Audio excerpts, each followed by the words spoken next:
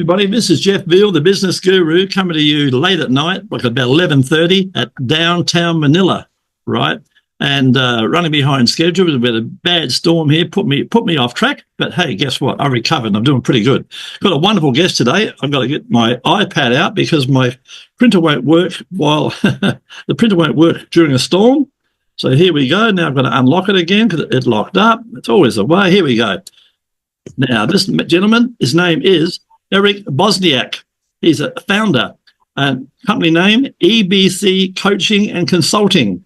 Industry, leadership and personal development. And we all need that, guys. You can never have enough personal development. Been years in the industry, 7 in this particular one. Brief description, I work with individuals and corporate clients, helping them get unstuck and move forward for their passion and purpose. Key achievements or projects. He's written, at the moment, 4 books. Wow. The Phoenix Within, Embracing Transformation, Beyond the Horizon, The Power of Going the Extra Mile, Sales with a Soul, Mastering the Art of Meaningful Connections. Pretty cool. Love it, Eric. Love it. Keep it up, my friend.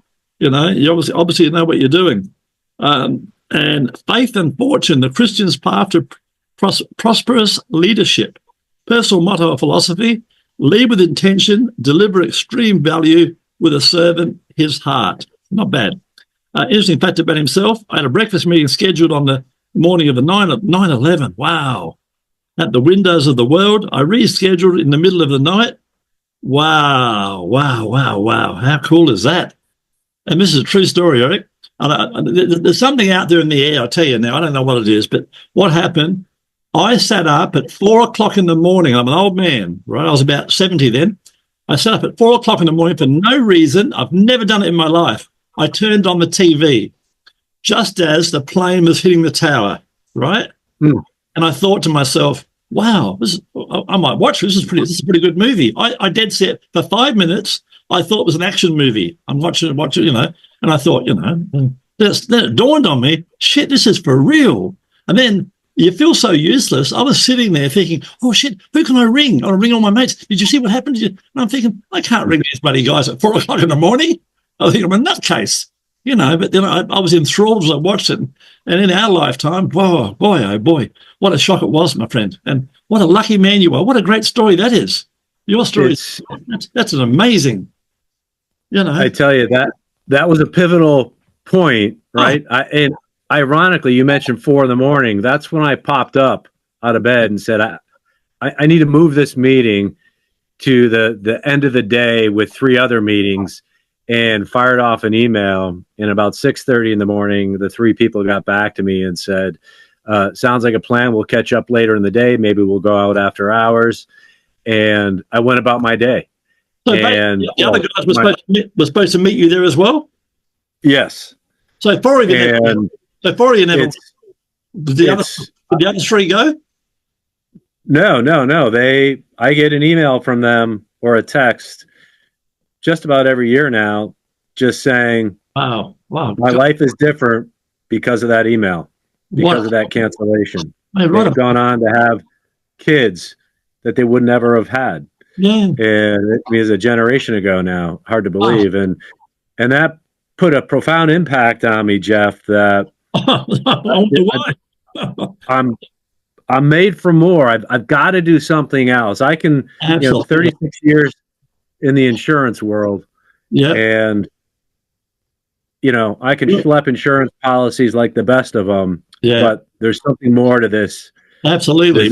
Make the most of it. You got another chance, make the most of it. And you do. Yeah. And put on your calendar now. I'm doing a book a year every year. Right? Mm. You know you can do that. Yeah. You're quite capable of that. Right? Some people cannot. I can't. In fact, if I wrote a book, true story, I've done so much shit in my life that if I wrote a book, I always said to myself, if I wrote a book, it'd be in the science fiction section because no one would believe it. Honestly, I've done stuff that because other people haven't done it. They don't believe you've done it. Does that make sense? Yeah. A quick one. I used to have regularly, as in every week, I used to have $100,000 football bets when men's wages were $300 a week. Right? Oh, my word. Yeah, but because I could, and I was good at it. Yeah. I lost a fortune and I won a fortune. Every season was different, like the stock market. I went up, I went down. I went up and I went down. The name of the game was to keep your nose in front, Yeah. You know, so I've done a lot of funny stuff. You know, Well, that's, you know, but my thing about leading within, being an intentional leader. yeah, Excuse me, on LinkedIn, I have a newsletter. It's called The Intentional Leader. And it's just about everything you do with purpose, be disciplined, take the time, do the work. As we were talking, off air, if you will, earlier about, you just got to get up and move, keep working and pushing and moving forward and not setting back and settling. You got to get out and do something exciting, do something challenging and scary. And I got one from a podcast guest a few months ago. You ready? You're going to love it. I nearly fell off my chair. She said, ready? Be a better human. And I thought, yes, that's the answer. If everybody could be a better human and get someone else to be a better human, it'd be a lot better bloody world than what it is now. Mm-hmm. And I thought, God, and my marketing head kicked in straight away. I went, I can see it now. T-shirts, mugs, pens. I see me going to Africa, drilling holes in the ground and giving these people water, making a whole movement, because the government's not going to do it. But we, the people, have got to do stuff. If you want change, we have to help. We have to change, Yes, that's so true. It starts with you. It starts with you and me. Yeah, that's right. You got to be introspective and say, what can I do to pour into somebody else today? Yeah. And make, let me be a blessing to somebody else. How can I assist, help somebody else? And just little things. But if everybody starts thinking and doing that way, life would be, and the world would be a far better place for sure. Absolutely. We're lucky, though. We've grown up in a very, very good era, my friend. The only two significant things that affected us were the World 11 and the other one was the stupid COVID. They're the two big things that affected our world, but everything else was being smooth sailing. Anyway, let's get the show underway. Tell us about your journey and what had got you out of insurance into something else. What happened? So several years ago, I had been part of a lot of startups in and around the insurance industry. Yeah. And several years ago, I had a business that was a startup within a larger company. I ran the deal, and it was wildly successful. When we started out with $3.5 million in year one of operating capital, and then in 3.5 years, it turned into just shy of 100 million. And our goal was 100 million in 5 years. Pretty nice. And it was great. And the company then was bought out by a hedge fund, we'll call it.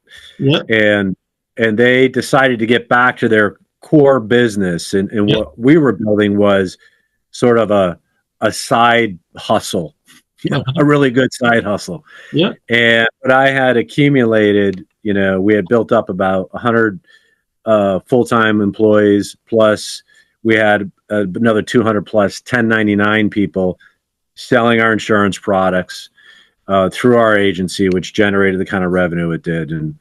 And after they sold the company, I wanted to start a new business, and I wanted to buy the company, and they said, no, we already sold it. So I'm going to start a new business, and can I get sign off on that? And I did.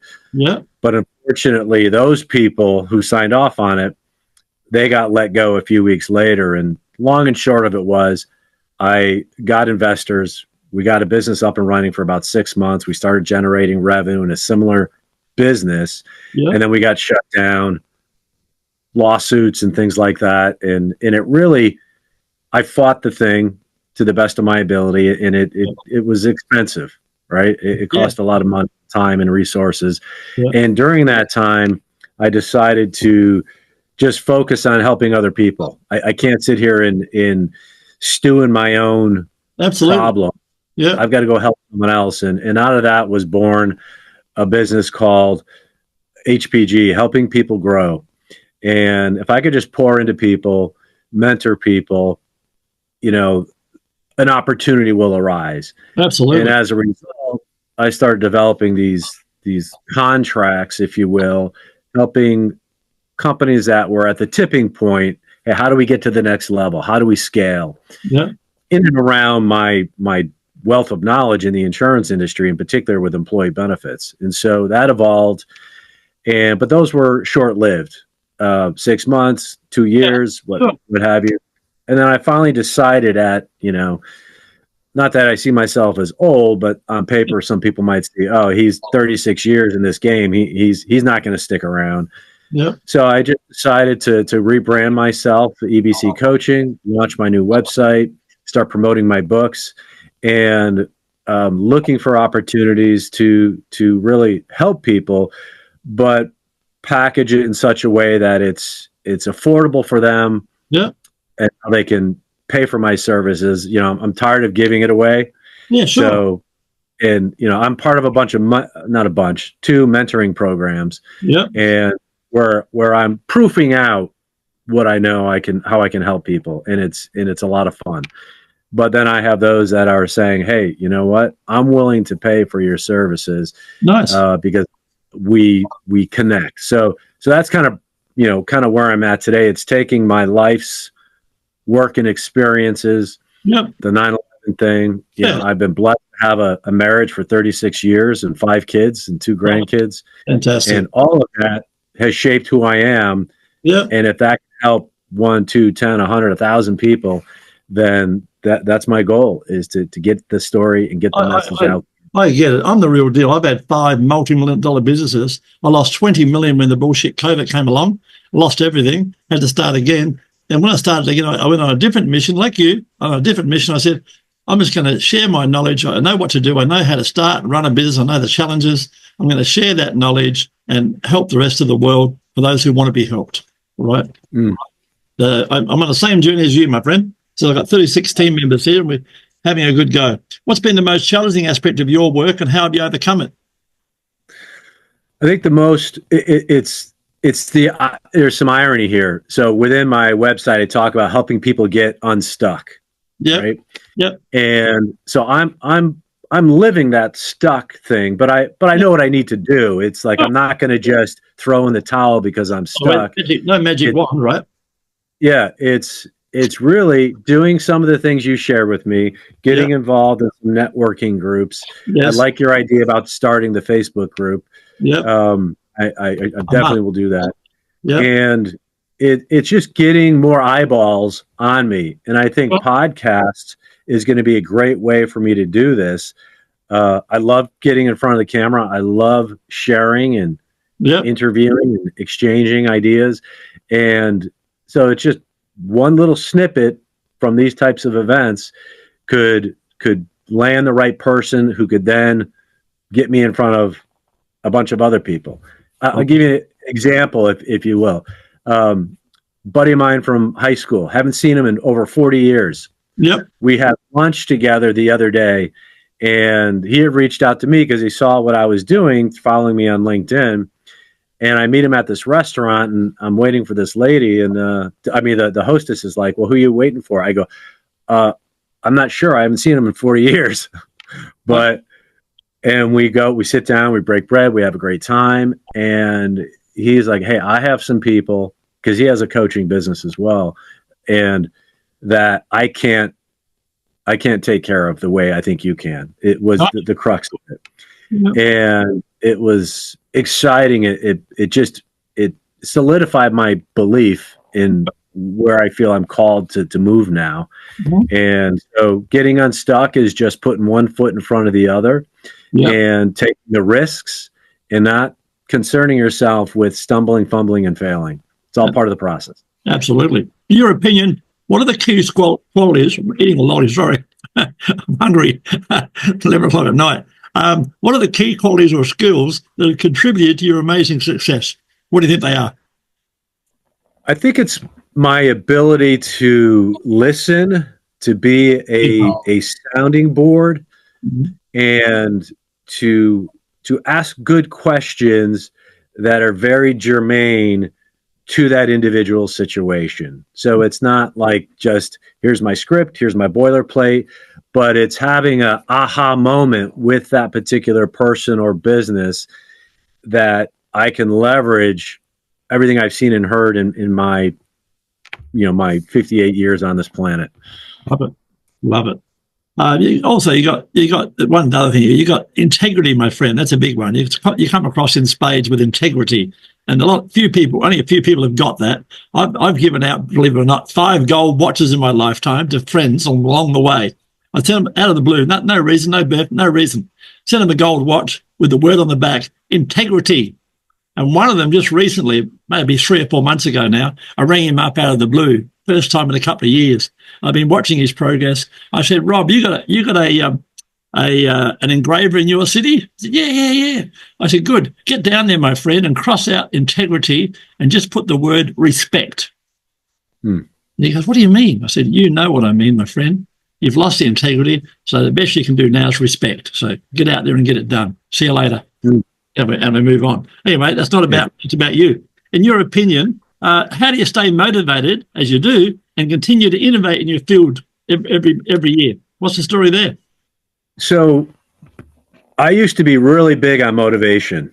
Like I'd watch all the videos, fired up, and then I realized motivation doesn't last. It's the discipline. That it's that keeps you moving forward. So I'm a big health nut, gym enthusiast. Nice. And so I'm relentlessly pushing myself. When I don't want to go to the gym, I go anyway. And that's something that we really have to train ourselves, is to be disciplined. And I think physically, because you can see the results and other people can see the results. Yeah.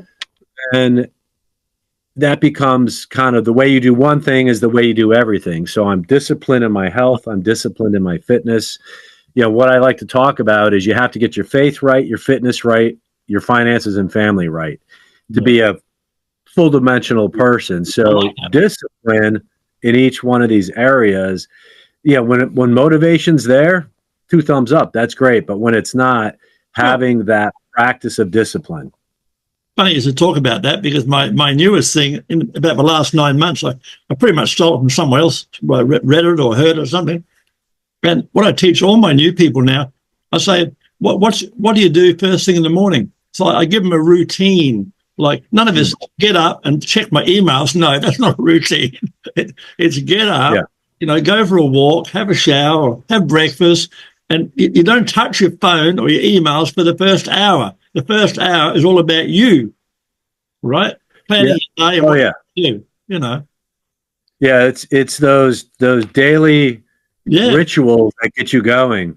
Yeah, absolutely. And I kid you not, most of my people have doubled or tripled their business because of it. And you said earlier, you see the results fairly quickly. And you just got to do it. You wake up, I've got to have a glass of water with lemon in it. It just becomes natural, and you keep on doing it. And the more you do it, the better you get. Pretty simple stuff. Yeah. It is. It's very simple stuff. It's not complicated. It's just do it. That's the one. Tell us about a recent project. I'm just thinking of Tony Robbins. I got to tell you, I went to Tony Robbins and they go, come on, get up. I feel good. I said, what is this bullshit? I feel good all the time. I don't need to get up out of my chair and rant and rave, right? I thought that was crap, but all the other people, they loved it. And I thought the walking was, once again, for me, it was crap. However, for those that need it, it's probably bloody wonderful. And the man's terribly successful, so good luck to him. Right? That's another story. But I'm self-motivated. Every day I wake up, I'm happy. Tell us a recent project or achievement that you're particularly proud of, my friend. I think that's a great question. I really think it's being able to sit down and put the blinders on and start writing these books. Nice. I used to have this limiting belief that said, well, who's going to read your book? Because what have you done? Right. And I'm like, well, I've got a strong marriage after 36 years. Nice. I bounced back from businesses that have failed, or jobs or firings or lawsuits. Yeah. I have a story. And there are people out there that have a similar story and they're struggling. Yeah. So one of my daughters said, you need to take your journals and write these books, and you need to start, and you need to do it now. And so I think that project of writing has solidified me moving forward, because there's been enough people that said, hey, I bought your book. I ran into someone yesterday and they're like, oh, like it was at the store. Like, oh, I've seen you on LinkedIn. Like, I've seen you around. I bought your book. I'm like, which one? And it was the Beyond the Horizon, The Power of Going the Extra Mile. And I was like, that chuffs you. I can relate to it.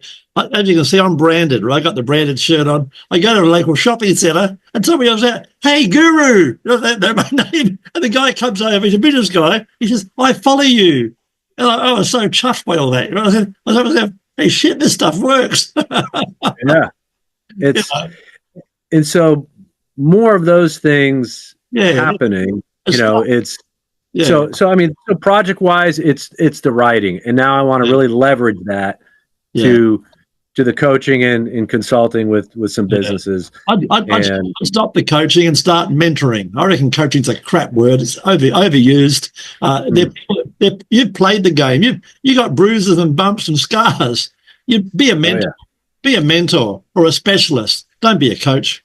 You know, they're truly, if you're watching out there, guys, coaches are people that bought a $20 book. They've never had a business. They save up money and buy a ticket to the game. If you're a player, you deserve to teach other people how to play. That's what you are. And you can look in the mirror with integrity, my friend. You know who you are. You know, you're the real deal. You know that. Tell me, what advice would you give one of your sons or daughters or a niece or a nephew? They're 20 years of age, just left university, go, what will I do with myself now? What would you tell them? I would tell them to sit down and write down, do some self-assessment, figure out what are my natural talents and abilities, and how can I develop them? I'd ask them, when do I feel most energized and fulfilled? And if money was not an aspect or an element, what would I want to do? And then get with somebody to really help them define some very clear, attainable goals, short and long range goals, because they're playing the long game. They have youth on their side. Absolutely. Right. And then create an action plan. Because they're young, go try a bunch of things. And that's what I've encouraged my kids to do. And they're all doing it. They're all going after their passion. And it's exciting to see, because they're all young adults now.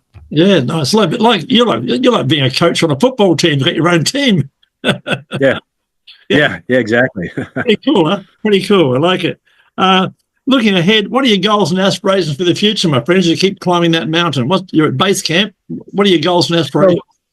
So my goals are to really get out on some stages, to speak. I'm comfortable on the platform and speaking and bringing a message. I have several keynote addresses I've developed, either in and around one or two of the books.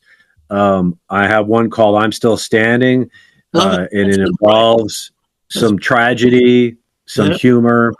And I think that's where I can have an impact. And so the baby steps right now are to get on great programming like your podcast and others, and then do some, mentoring along the way, in hopes that as I get better at pushing myself out there, it can then create the opportunity to speak on a larger scale. So that's what I'm working towards. That's the carrot I've dangled out there that is part of my motivation. So I stay disciplined to get there. You're well on the way, my friend. I can tell. Tell our listeners, how can they reach out and find out more about your books and your wonderful work? What's the best way to get in touch with you? So I think, I've got on my LinkedIn account, just my name, Eric Bosnyak. There's also a link for EBC Coaching, and then my website, which is my name, 𝐅𝐚𝐬𝐧𝐿 which is where I'm getting a lot of traffic now. There's some free resources in there. Good. And then just, Google me. My books are on Amazon, Barnes and Noble, and a whole bunch of other places, whether it's an Audible version, a Kindle version, or you want to get the hard or soft copy. Yeah, 99, no, what's Kindle? 99 cents or something? Something silly, isn't it? So, yeah. So guys, download the books. Yeah, if you want to just read it online, get on Kindle. You got no excuse, guys. And listen, before you go, instead of watching Netflix crap, before you go to sleep, put a podcast on, put on something interesting, and keep learning. It's all about learning. The more you learn, the more you'll grow. The more you grow, the more people you can help. Right? Before we wrap it up, Eric, you've got to tell us a fun fact about yourself that most people do not know. Okay, fun fact. It's kind of interesting. So this is going back a few years, but I was trying to do some acting. This is back when I was in New York, and kind of got that acting bug in my blood from my whole family. My parents and brothers and so forth. Anyway, so I had an agent, and he booked me on a TV show, the 𝐁𝐨𝐬𝐧𝐬𝐬 show. What? And he's a Brit that had a talk show that was hosted Chelsea Piers in New York City. And so I was invited to be on the show, but in order to be on the show, it was on Elvis's birthday. So I had to come on and be an Elvis impersonator. So it was great. The costuming, I mean, they set me, I looked like Elvis, and it was really cool. Yeah. And I had to come out and sing an Elvis song. And then they had two other guests that had to do the same. Yeah. Now, one was a local celebrity from the Howard Stern show. He was on there. And then the other was a model. I can't remember her name, but she was recognizable. Yeah. And then we all did our thing, and then we had to sing like the three of us together. And then the audience voted on who was the best. Yeah. And the supermodel won. But and then we served peanut butter and banana sandwiches to the audience. And pretty cool, my friend. So it was kind of fun. And I'd gone to a bunch of auditions. It was kind of a passion to do that. Yeah. But it's kind of a fun fact. It's silly. And what amazes me. I go to a local pub here, right, and I hear a girl singing. I kid you not. She sings as good as Dolly Parton, right? The difference is Dolly Parton got discovered and this girl didn't. That's how life is. So you got to put yourself out there, guys. That's the moral of the story. Put yourself out there. You just don't know who's watching, who's listening. In Eric's case, who you can help. But 15 minutes of fame, guys, let me tell you about it very quickly. If you did a TV commercial and you come out even as Elvis Presley, it's going to cost you $20,000. And what happens, as soon as it comes on, people jump up, they go and grab a hot dog, they go and grab a beer, they go to the bathroom, they miss the whole damn thing. You do 10 radio spots, great idea, except for one thing, they invariably play them at 1 or 2 o'clock in the morning when people are asleep. Come on, 15 minutes of fame, and what we're going to do, we're going to turn the whole thing into a mini movie all about you. We're going to put it on Quora, Reddit, LinkedIn, Facebook, our Facebook group of 6,500 business people, plus YouTube with all your social media links, potentially putting you in front of hundreds of people. And if we do that and you do that, you'll get results. So once again, any last words for me, please, Eric? Just thank you very much. This has been exciting. I hope to do it again and circle back with what kind of growth we've had because of it. Fantastic, my friend. We will talk again. Don't worry.